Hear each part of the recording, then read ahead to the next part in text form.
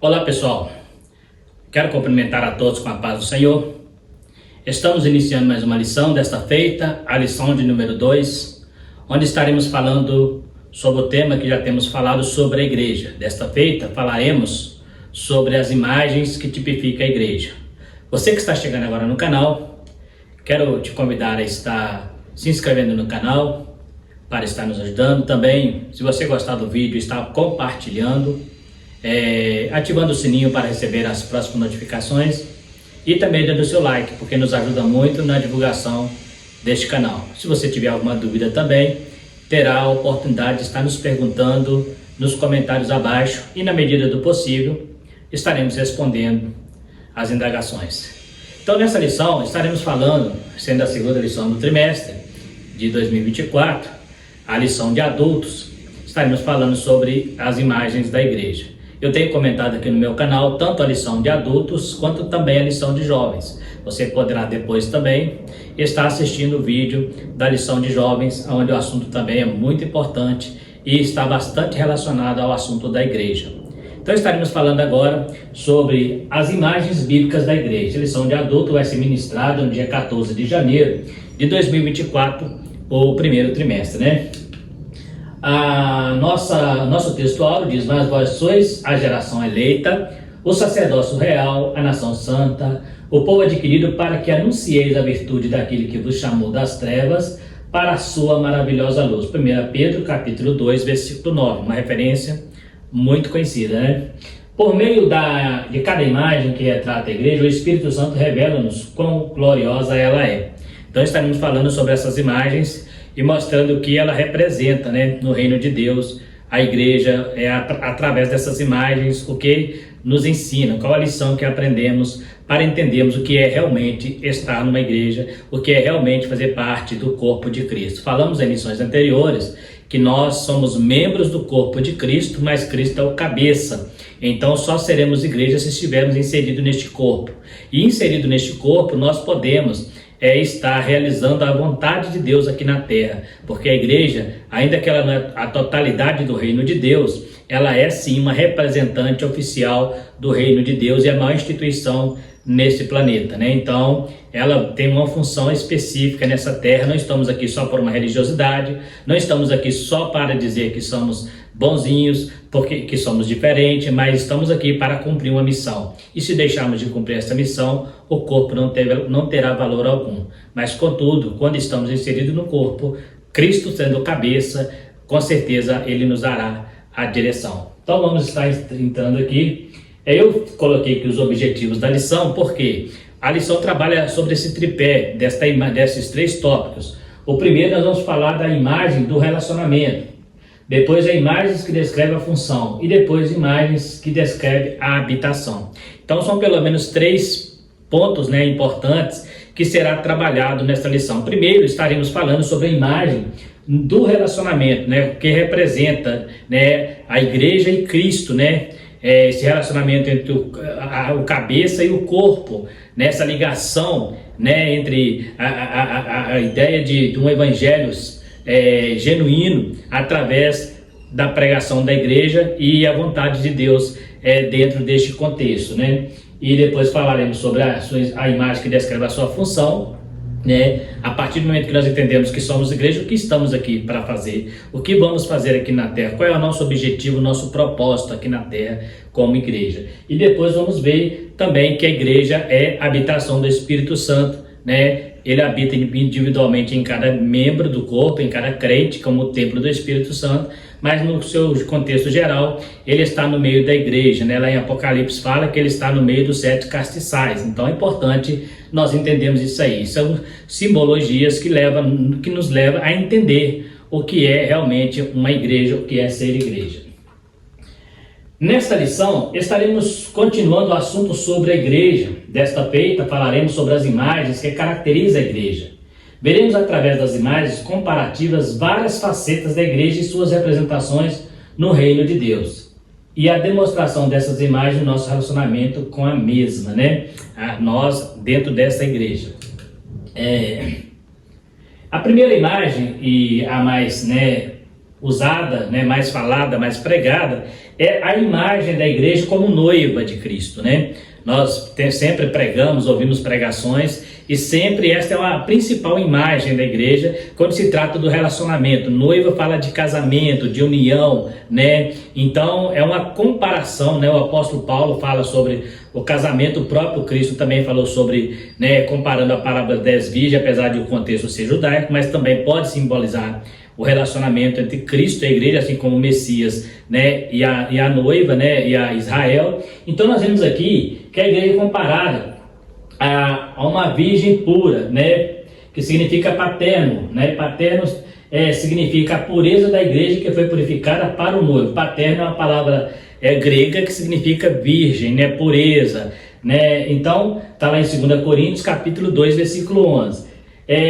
No Antigo Testamento temos vários tipos de noivas que representam também a igreja. Não vamos entrar em detalhes, só para entendermos o porquê. Nós temos o exemplo de Ruth e Boaz. Quem não conhece a história, né, de Ruth e Boaz, né, ali o Boaz como remidor, né, o parente remidor, tipificando a Cristo, né, Ruth como a igreja, né, desamparada, como a mulher desamparada que é amparada por Boaz, né, que é resgatada, remida, né. Então nós temos ali essa comparação. Uma outra comparação muito rica também de detalhes é também o Cantares de Salomão, onde Salomão ele traz ali um relacionamento, né, um conto ali sobre o relacionamento entre ele e a esposa dele. Ali tem vários exemplos de carícias, de intimidade entre um homem e uma mulher, que no mundo espiritual também simboliza o relacionamento entre a noiva e Cristo. Então Salomão também com Sunamita também simboliza ali um relacionamento, né? Mostra ali Sunamita como uma mulher perfeita, como uma mulher linda, como uma mulher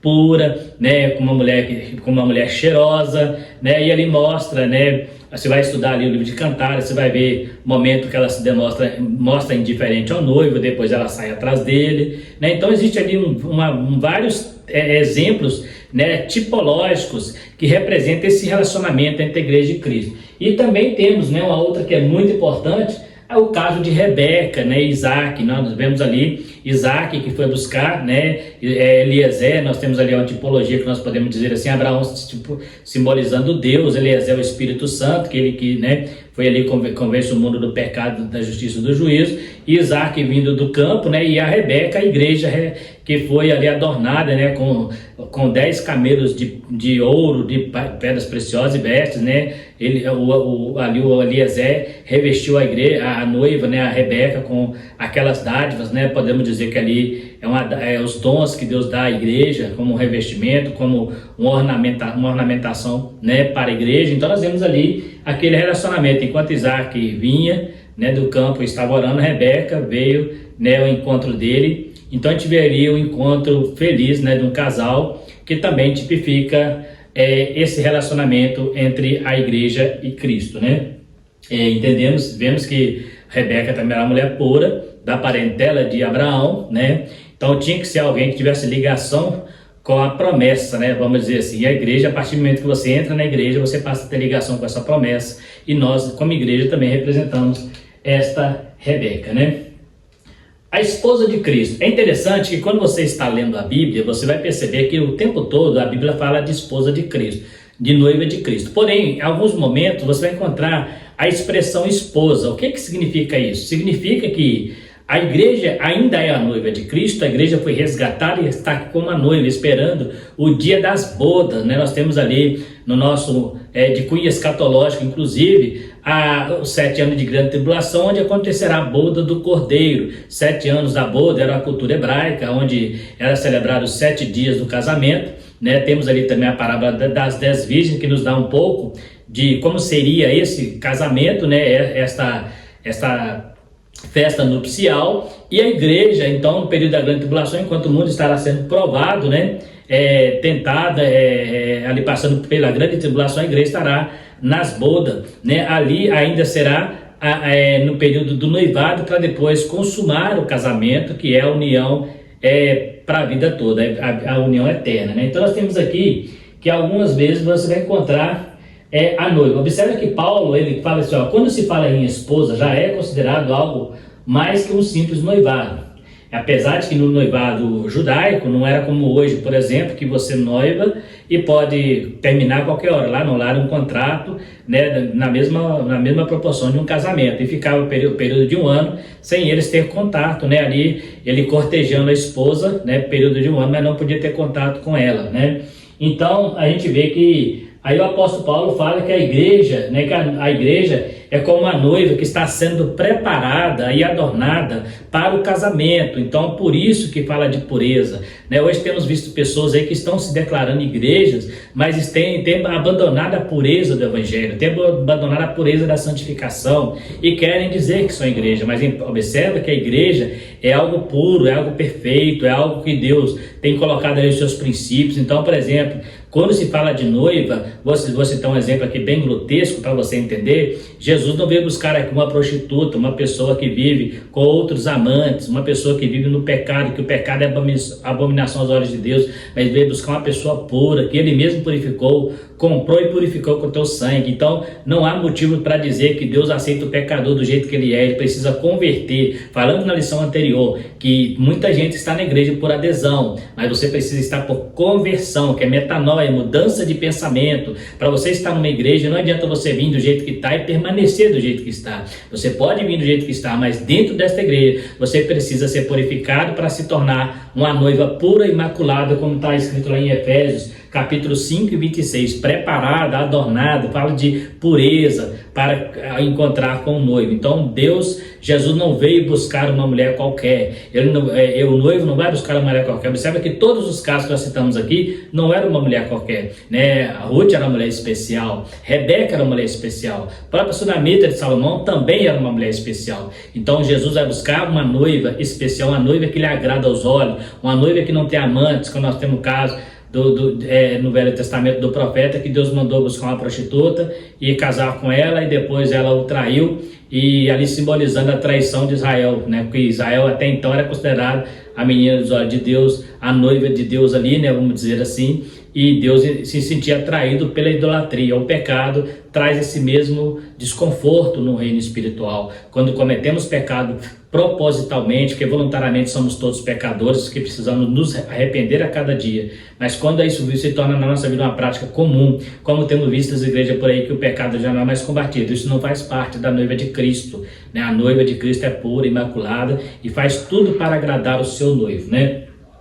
Então nós temos aqui que Paulo fala que ele veio preparar como esposa. Porém, nós vamos encontrar uma outra referência importante, que em Apocalipse a igreja aparece como a esposa do Cordeiro, né? No Antigo Testamento o noivado era algo que já tinha poder legal, mas os noivos se comunicavam por intermediários durante um ano. Isso até o casamento, onde era realizado o Hatman, que significa bodas. O casamento era celebrado com as bodas, temos Mateus 25. Então olha que interessante. Quando você pega aqui o livro de Apocalipse, no capítulo 22, no versículo 17, ali a igreja é chamada de esposa. Então já houve um casamento, que foi o que aconteceu lá nas bodas, que nós falamos no período da grande tribulação, 7 anos de grande tribulação. As bodas também aconteciam durante 7 dias. É interessante que quando você vai olhar para o Velho Testamento, a noiva, ela não tinha contato direto com o noivo, mas era por intermediário. E Jesus, quando ele foi assunto ao céu, sendo ele o noivo, ele falou: não vos deixarei órfão, mas deixarei o Espírito Santo, o Consolador, que ele dirá tudo sobre mim, vos fará lembrar tudo que eu tenho dito. Ou seja, ele sempre vai ser o intermediário entre a igreja e Jesus Cristo. Então, por intermédio do Espírito Santo,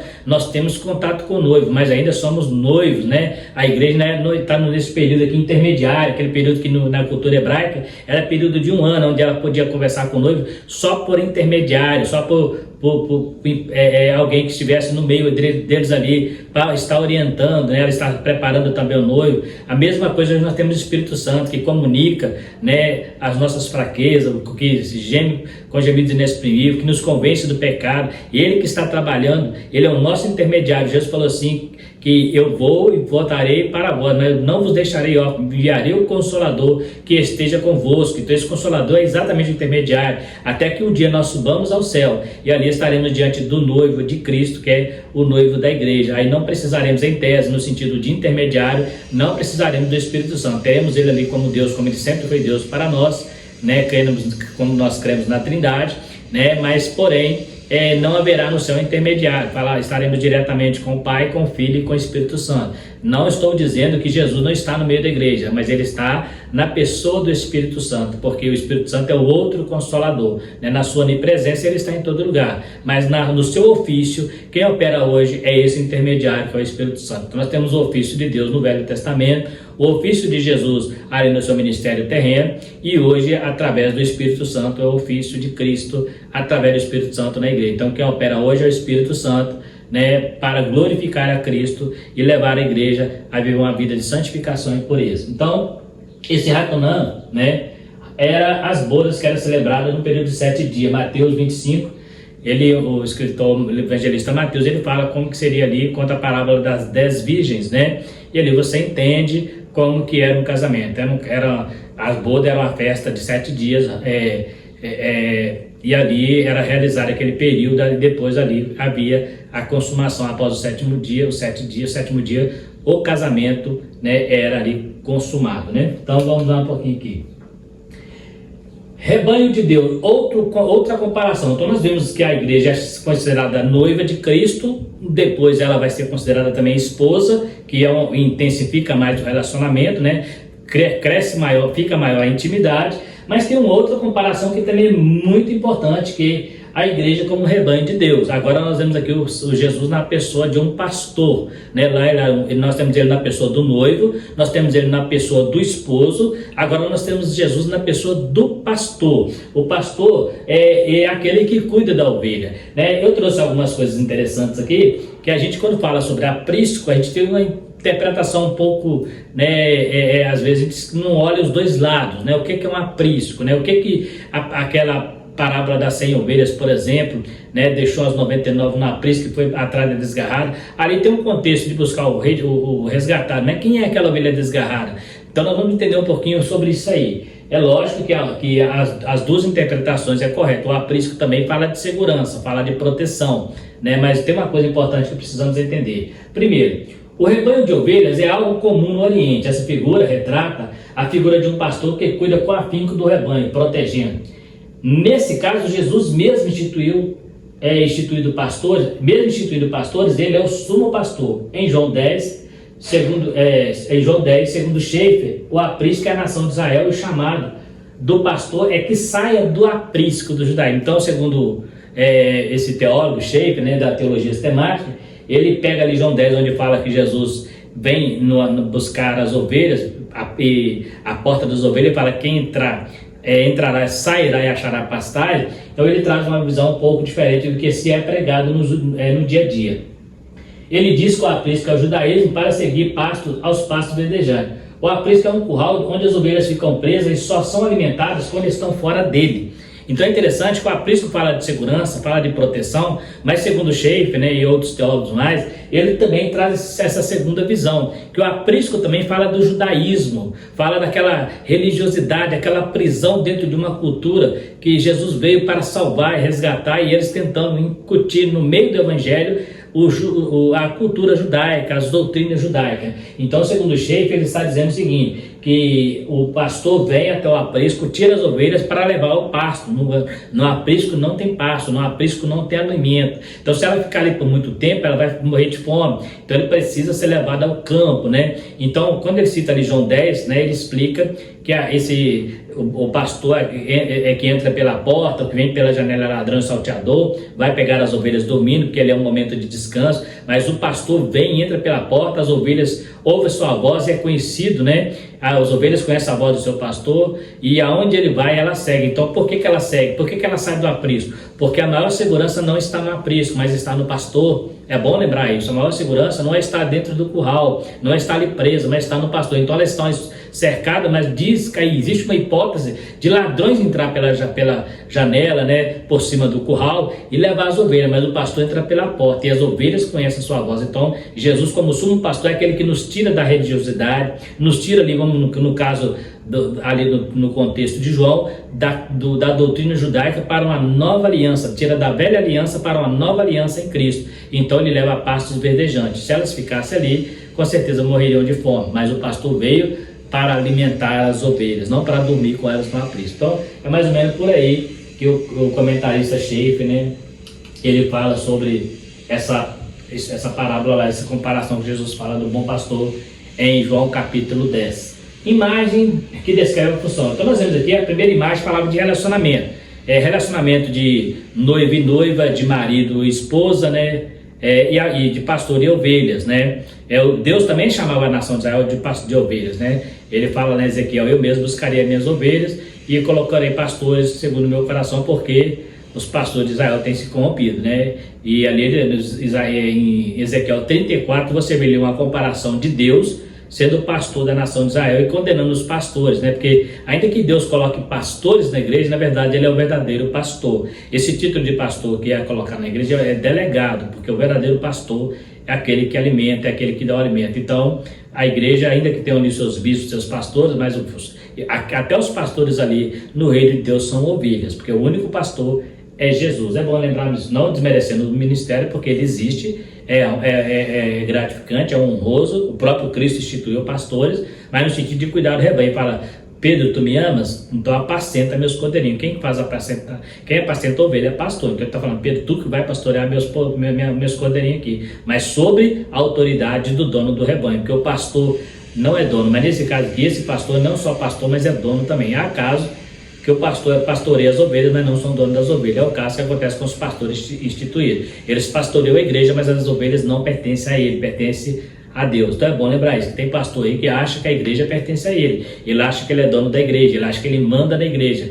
Lembre uma coisa, se você é um pastor, Deus colocou as ovelhas na sua mão, mas elas não te pertencem. Você só cuida deste rebanho, mas este rebanho pertence a Deus. Então cuidado com o abuso de autoridade, confundir o ministério pastoral, né, como a empresa lá fora, que o camarada manda e desmanda. Não, no reino de Deus, o verdadeiro pastor, ele serve, né? Ele serve, ele é um trabalho honrado, mas ele tem que servir ao rebanho, ele tem que alimentar o rebanho tem que estar bem alimentado na presença desse pastor delegado. Por quê? Porque as ovelhas não pertencem. Então a Bíblia fala que aqui nós, né, quem é pastor, vela por nossas almas como quem há de dar conta. Não está dizendo que vai dar conta, mas é como se fôssemos dar conta. Por quê? Porque lá em Ezequiel 34, depois você lê lá, Deus cobra dos pastores. Você não está cuidando das minhas ovelhas, a quebrada não ligaste, a desgarrada não buscaste, a ferida não curaste, né? Só quer a lã, né? Hoje nós temos igrejas aí que os pastores só querem isso mesmo, tá? Ele quer encher a igreja de pessoas que tenham dinheiro para injetar dinheiro na igreja, para arrancar dinheiro do povo, em nome de uma fé mentirosa, umas promessas mentirosas que não é bíblica, não tem base bíblica. E o que menos se prega nessas igrejas é conversão de pecado, arrependimento e salvação. O que menos se prega, o que prega é bens materiais e barganha no reino de Deus. São pastores mercenários que não merecia estar diante daquele rebanho. E por outro lado, existem aqueles também que vão ali porque são interesseiros. Tem pessoas que estão igual aquela multidão. Quando Jesus multiplicou pães e peixes, 5.000 homens, fora mulheres e crianças, aproximadamente umas 15 ou 20 mil pessoas estavam ali. Mas aquelas pessoas, um dia lá na frente, Jesus fala, vocês estão comigo porque eu multiplico o pão, porque eu dou peixe, né? Porque eu faço milagres, né? E Jesus falou assim, onde estiver o vosso coração, o vosso tesouro, estará também o vosso coração. Então tem gente indo para a igreja para ser próspero, para ficar rico, para ser abençoado, né? Não que isso não seja, que isso seja errado, mas não pode ser proposta da igreja. Não pode ser o objetivo de estar numa igreja procurando bens materiais. Você tem que procurar estar salvo. Muito pelo contrário. Jesus, o escritor Lucas mostra que as pessoas que se convertiam, a primeira coisa que eles se desvinculavam era dos bens materiais. Olha lá nos capítulos 4 de Atos, por exemplo, onde eles vendiam propriedades, não tinha mais valor, porque eles estavam tão felizes de ter aceitado a Cristo e receber a salvação. Então vamos aqui. Então nós temos aqui, nós voltamos lá no texto áureo, que nós temos lá geração eleita, sacerdócio real, nação santa e povo adquirido. O cristão é um rei sacerdote. E como o rei será na era vindoura, né? Então somos sacerdote aqui, na era vindoura estaremos reinando com Cristo. Mas exercendo o sacerdócio no tempo presente. Cristo é o rei sacerdote, na tipologia de Melquisedeque, e como seus servos, ele nos deu também esse título. Então observa que lá em Apocalipse fala, Apocalipse 1:6 e também 5:10 fala que ele nos colocou como reis e sacerdotes. Então é interessante que Cristo também tinha esse título de rei e sacerdote, baseado em Melquisedeque, que é uma figura mitológica, né? Uma figura tipológica, né, de Jesus, né? E ele era rei e sacerdote de Salém. a antiga, né, o antigo nome da cidade de Jerusalém, né? Que era a terra dos jebuseus, de onde veio a palavra Jerusalém, depois Jerusalém. Então, Cristo também nos deu esse direito. É interessante que na velha aliança, você não vai encontrar um rei que fosse sacerdote, e você também não vai encontrar um sacerdote que fosse rei. São ofícios separados, né, todos instituídos por Deus, né, o próprio reinado, mesmo que apesar da monarquia, mas mesmo assim, os primeiros reis e sacerdotes foram instituídos por Deus. Porém, não pode haver mistura de ofícios, igual tem igrejas hoje se misturando com política. Não pode haver. No Velho Testamento, você não vai encontrar nenhum rei. E aqueles que usurparam essa função, como é o caso, por exemplo, de Jeroboão, Deus manda o profeta de Judá lá repreender ele. E lá repreender porque ele estava fazendo algo que não era permitido a ele, né? Então você não vai encontrar um rei oferecendo sacrifício. Se ele o fizer, está fazendo fora da vontade de Deus. Também você não vai encontrar um sacerdote reinando, né? Observa que Samuel era um juiz, né? Meio que um rei, podemos dizer assim, mas Deus mandou que separasse Saul, né? Porque o povo queria um rei. Então eles viam em Samuel um profeta, um sacerdote e um juiz. Mas eles queriam um rei. Então são ofícios diferentes. Mas a igreja tem esse dom, este privilégio. Como sacerdotes aqui na terra, somos intercessores. E lá no céu nós reinaremos com Cristo para a eternidade. Lógico que o reino é de Cristo, seremos súditos do seu reino. Então ele nos coloca como reis e sacerdotes, no sentido de honra, né? Então é importante entender o seguinte, que enquanto estamos na terra, somos a nação intercessora. Por isso que ele fala, vós sois sacerdócio real, mas também tem que ser uma nação santa. Um povo foi adquirido pelo sangue de Jesus, não há mérito em nós. Foi Deus que nos resgatou e pagou alto preço por nós, né? Então essa passagem é muito importante, que ela mostra, né, esse viés da função da igreja aqui na terra como sacerdote, lá no céu como rei, como um povo que tem que ser santo e como a nação que foi adquirida, e não, para que anuncieis a virtude. A palavra virtude significa poder, autoridade, daquele que vos chamou das trevas para a sua maravilhosa luz. Então essa virtude é uma palavra usada também no grego para dínamos, de onde vem a palavra dinamite, de fala de explosão. Então a igreja, ela é esse órgão poderoso na terra, que tem na sua mão uma dinamite, para, vamos dizer assim, um poder extraordinário para fazer a obra de Deus acontecer. Então essa é a função, uma das funções da igreja, né? Não encontramos reis e sacerdotes exercer funções duplas. Jeroboão, por exemplo, acabei de citar, foi amaldiçoado por oferecer sacrifício sobre o altar. Como nação santa, somos separados exclusivo para Deus, por ter sido adquirido por um alto preço. Então, por isso que nós precisamos entender que somos separados, porque Cristo pagou muito caro para que nós possamos ter o direito, né? A Bíblia diz que ainda não é manifesto que havemos de ser, mas quando ele vier, seremos semelhantes a ele. Então, deu-nos o direito de ser chamado Filho de Deus aos que creem no teu nome. Outra coisa interessante, muito importante também, essa visão em relação à igreja, o corpo, que eu falei um pouquinho no início. O que é corpo, né? O corpo de Cristo. A analogia do corpo nos mostra que para sermos igreja precisamos estar inserido no corpo, cuja cabeça é Cristo. Nesse sentido, um crente sozinho não é igreja, como alguns tentam afirmar. Um membro fora do corpo não tem vida. O corpo tem vários membros e cada um tem uma função bem ajustada para o funcionamento do mesmo. Paulo diz isso, inclusive, em relação aos dons espirituais. Ele fala até em relação aos dons. Se todo mundo falar língua, onde estaria a profecia? Se todo mundo profetizasse, onde estaria o dom de discernimento? Então, até nos dons espirituais tem que haver uma organização, e a Bíblia diz que ele é dado a cada um para o que for útil. Então, não existe membro no corpo inútil. Todo membro do corpo ele tem uma utilidade, seja maior ou menor, mas ele faz parte do corpo. Eu gosto de dizer que quando o corpo se machuca, todo o seu corpo, um membro do corpo se machuca, todo o seu corpo volta a atenção para aquele lugar, né? Por exemplo, quem nunca chutou uma pedra no chão, né? E ali o corpo se encurva, né? A pessoa fecha a cara, né? Ali de dor, por causa de um membro que está lá embaixo, né? Se ele não fosse importante, ele fala, foi só o dedão do pé, não precisa, não faz parte do corpo, mas ele faz a dor sentir cá na cabeça, né? Então, na cabeça, que é o cérebro que comanda, mostra que tem um membro machucado. Olha que interessante isso. Como no corpo de Cristo, quando tem um membro machucado, a cabeça que Cristo mostra, ele sente, né? Porque a cabeça comanda todo o corpo, então ele sente que há um membro machucado. Agora, por isso que os membros não brigam entre si, né? Se você briga com outro membro do corpo, existe uma coisa errada aí, porque o membro, eles na verdade, eles ajudam um ao outro, né? Observa que você tem as duas mãos, imagina você ter que utilizar uma só, né? A dificuldade que é, então, uma mão auxilia a outra, né? Então, você tem dois olhos, se você tivesse um olho só, você teria dificuldade de focar as coisas, né? Se você ouvisse só de um lado, teria dificuldade para ouvir nitidamente. Então, todos os membros do corpo têm uma função específica, ou seja, agindo e auxiliando ao mesmo tempo. Então, é uma engrenagem, e nessa engrenagem, o cabeça é Cristo. É o único membro do corpo que a igreja não faz, não, que não existe, né, alguém do corpo que vai ser tipificado isso aí, que seria a cabeça, porque o corpo de Cristo é do pescoço para baixo, daqui para cima, Cristo é o cabeça desse corpo, porque ele comanda toda a engrenagem. Então tudo que acontece no corpo é o corpo de Cristo. Então é uma maneira interessante que o Paulo mostrou sobre se todo o corpo fosse olho, onde estaria o ouvido, né? Se todo o corpo fosse ouvido, onde estaria ali a boca. Então, né, tudo tem uma função específica. Então não existe membro inferior e membro superior. No reino de Deus, todos os membros têm o mesmo valor. Eu tenho certeza que se pedir para vocês assim, qual o dedo que você quer que eu corte? O mendinho, né, o pequenininho aqui, ou o dedão do pé, né, ou corta a orelha. Escolhe qual que você quer. Você não escolheria nenhum, porque para você todos eles têm uma função importante no corpo, né?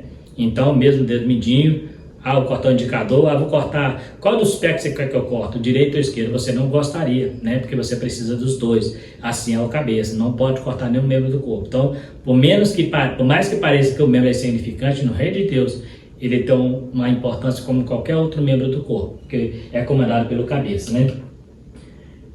Agora nós temos aqui a imagem de Deus que descreve a habitação. Então nós falamos aqui agora, vamos voltar aqui para relembrar, nós falamos de Cristo como noivo, de Cristo como esposo, né? A igreja como noiva, a igreja como esposa, e falamos da igreja como rebanho. E depois falamos de Cristo, né? A comparação aqui, terminando aqui agora falando sobre a representação do corpo, né? E mostrando a cabeça. Agora vamos falar aqui sobre a imagem que descreve a habitação. Então a primeira coisa, a igreja como santuário. Somos templo individual porque estamos inseridos no corpo, que é a igreja. Fora dele não seremos habitação de Deus. A imagem católica afirma não haver salvação fora da igreja. Em certo sentido estão certos. Porém erram quando afirma na igreja católica como organização. O corpo tem vários membros e cada um tem uma função bem ajustada para o funcionamento do mesmo. Então nós falamos que é o mesmo. Então o corpo, né, hoje nós temos o problema das pessoas desigrejadas, né, que eles alegam ser igreja, né, fora do corpo, quer congregar em casa, não tem uma autoridade episcopal, não respeita a autoridade ministerial, não tem comunhão com a igreja, né, ainda que eles falam que tem, mas não congregam, eles têm dificuldade de estar numa congregação, principalmente porque começa a ver muito defeito, eles acham que a igreja está cheia de problemas, que a igreja é um sistema, né, a palavra que eles mais usam, a igreja virou um sistema, né, ela pode ser um sistema no sentido geral, mas você pode estar numa igreja com esse sistema e ser diferente, um povo adquirido, a nação santa. Então eles falam, não, eu sou igreja. Não é. A igreja, para ser igreja, tem que estar inserida no corpo, porque o Cristo é o cabeça da igreja e nós somos membros individuais deste corpo. Então precisamos tomar cuidado de achar que eu estando fora do corpo, que eu não tenho comunhão com meu irmão, que eu não estou ali compartilhando, né, as dificuldades, as lutas, as bênçãos com meu irmão. Se eu achar que isso não é necessário, eu posso ser um membro amputado. E aos poucos o diabo vai entrando e vai tirando aquela essência. Por quê? Porque se você está fora do corpo, você não recebe a essência. Aí você diz assim, mas eu estou aqui, mas Cristo é o cabeça, é o meu cabeça. Mas se ele instituiu a igreja e você não quer ficar na igreja, é como aquela ovelha que é a ovelha estava no rebanho e saiu fora do rebanho, né? O perigo é cair na mão do lobo e ser devorado ou cair nos penhascos. Por quê? Não deixa de ser ovelha, né? O cara desigrejou, não deixa de ser um cristão, mas se ele está fora do grupo, se ele está fora do corpo, ele está vulnerável. Então não adianta eu querer tampar o sol com a peneira e dizer, não, eu não preciso congregar. Hebreus 10, 25, não deixe a vossa congregação, como é costume de alguns, né? Mas admoestando-vos aos outros, tantos mais quando vedes que se aproxima aquele dia. Hebreus 10, 25 é bem claro, não deixe de congregar, né? Quando falamos congregação, eu gosto de lembrar que fala do povo, não está falando de prédio também não, porque a igreja primitiva, até o quarto século, não tinha templo instituído. Então, as congregações eram as casas, mas não deixava de ser um grande número de igrejas reunidas em um lar, né? O cenáculo tinha 120 pessoas, né? Então, a igreja é o povo, o prédio é só o lugar de reunir esse pessoal, né? Casa de Deus. O termo casa de Deus era usado no Antigo Testamento para designar o tabernáculo e posteriormente o templo de Salomão. Hoje corremos o risco de confundir casa de Deus com prédio, como era antes. Casa de Deus foi referente à congregação e não ao prédio. 1 Timóteo 3,15.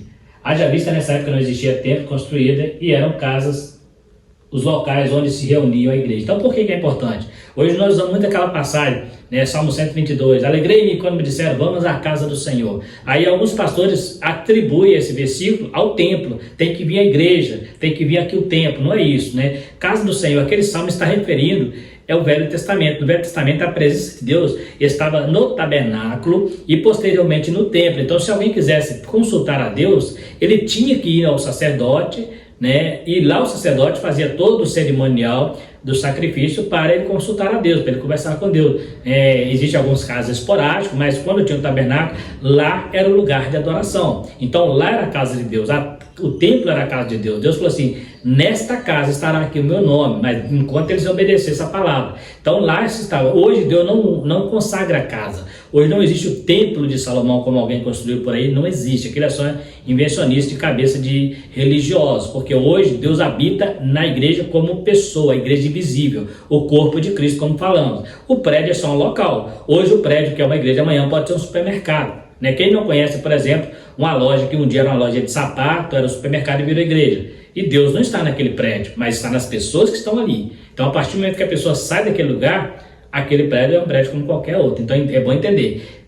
Casa de Deus é o povo. Você só é casa de Deus se você estiver inserido no corpo. Se você estiver fora do corpo, você foi inserido, porque eu digo assim, não estou dizendo que você tem que estar congregando, mas se você está desviado e não quer seguir o caminho do Senhor, você deixa de ser casa de Deus, porque você saiu fora do corpo. Então, e se eu estiver no ônibus, eu estou lá, só eu de crente lá. Então lá eu sou o templo do Espírito Santo, a habitação de Deus. Mas por quê? Porque eu estou inserido num contexto de igreja invisível. Então mesmo que eu estou lá, mas existem outras, eu estou no corpo de Cristo, mesmo fora da congregação naquele momento. Então é importante ter isso em mente. Mas se eu sair fora daquele momento, se eu sair fora do corpo de Cristo, eu deixo de ser casa de Deus também. Então é outro exemplo. Então só comparando que no Velho Testamento, casa de Deus realmente referia ao prédio, ao tabernáculo que era consagrado e ao templo de Salomão. Depois, na Nova Aliança, Cristo falou assim que agora onde tiver 2 ou 3 eu estarei no meio. No Velho Testamento, se quisesse consultar a Deus, tinha que ir até o tabernáculo. Então é bem diferente,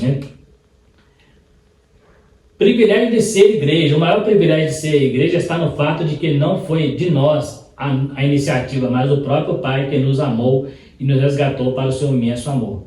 Não há mérito em nós. A graça nos alcançou, estando nós mortos em pecado. Cristo nos deu o privilégio de ser chamados filhos de Deus. Precisamos manter puro para continuarmos fazendo parte da igreja. Então é um privilégio, É um grande privilégio para nós, porque não há mérito em nós, foi Cristo que nos escolheu. Foi Ele que, tem gente que está na igreja, Tem pastores que sobem no púlpito, eles acham que eles são donos da verdade, Muitas vezes parece que esquecem que se estão ali, tudo é por graça. A igreja está ali por graça, os irmãos que estão ali são por graça. Ninguém está ali por obrigação ou para agradar o OAB, mas para agradar a Deus. Então é importante, porque é um grande privilégio. Quando você entende isso, fica muito fácil você congregar, entender e seguir os princípios da palavra de Deus, porque você entende que você não está fazendo por obrigação. Você não está na igreja por medo de ir para o inferno, mas por amor a Cristo, Como falando no início, você não está por adesão, mas porque você converteu. Metanoia, mudança de pensamento. Nesta lição aprendemos que a igreja é a representante do reino de Deus aqui na terra e como tal temos que viver uma vida santa e irrepreensível. Somos morada do Espírito Santo, devemos portanto vivermos neste mundo, mas olhando para a volta de Cristo, onde de noiva passaremos a esposa do Cordeiro. Então haverá um casamento na eternidade, na volta de Cristo. Então, depois das bodas, este é o nosso propósito. Você está na igreja, você precisa pensar nisso. O apóstolo Paulo diz que se você espera de Deus, de Cristo só nessa vida, nós somos os mais miseráveis dos homens. Porque ele falou assim, nada trouxemos para este mundo, nada poderemos levar dele. Então é importante nós termos isso em mente, que a igreja do Senhor aqui na terra é uma instituição mais poderosa que existe, mas também é a barca, que vai nos levar ao céu, que vai nos levar a Cristo. Então, dentro da igreja, quando a igreja católica fala que não havia salvação fora da igreja, O problema que eles falaram é que não havia no sentido da Igreja Católica, né? A instituição. Eles entendiam que para ir para o céu tinha que passar pela Igreja Católica. Mas, na verdade, no sentido geral de Igreja de Deus, realmente não há salvação se você não estiver inserido na igreja, a Igreja do Arrebatamento. Então é importante você ter isso em mente, né? Que como igreja você tem um grande privilégio, né, de estar no reino de Deus, não é mérito nosso, então por isso temos que agradecer a Deus todos os dias. É como Jó, né?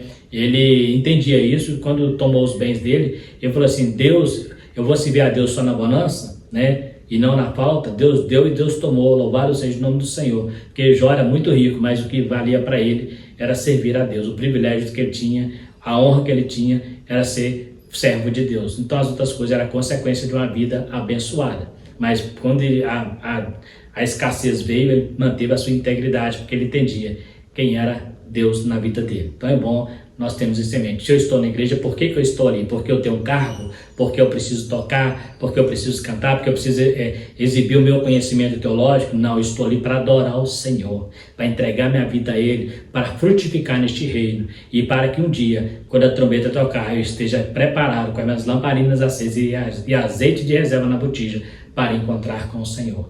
No mais, está aí mais uma lição.